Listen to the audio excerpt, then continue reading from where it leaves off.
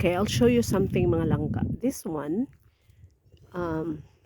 pink in springtime, mga mo gawas din yung mga flowers, no? Kasi spring, when spring mo bloom ang mga flowers. So, mo na yung mga flowers, mga langka. They're pink. And then, what happened? The flowers are falling. As you can see, the kind of nangatakak. Nga naman mga langga, kay mupuli ang iyang dahon, mupuli siya nga into para siyang red, yeah. See that red there? Oh, muwa na siya tanan. Flowers na siya, no? And then mga waang tanang flowers, mupuli ang mga red nga dahon. Mga kuan na siya, murag may pagka-combination red o brown ba, dark like. Ana na siya. Ana na siya.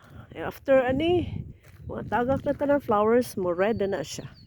After mag-red na siya, mag-fall na pod ang dahon.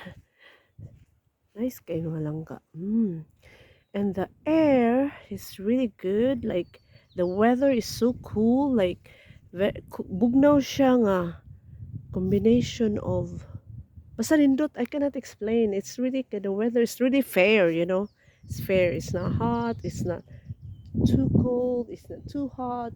Okay ra kasi yun. Anin ta permi. Uy. Ayun, anin lang ta permi. But di man good.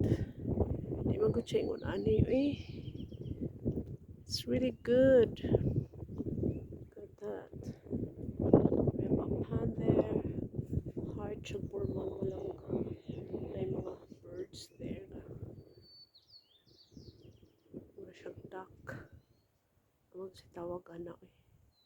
So, that's for now. I'm waiting for my grandkids. Bye-bye.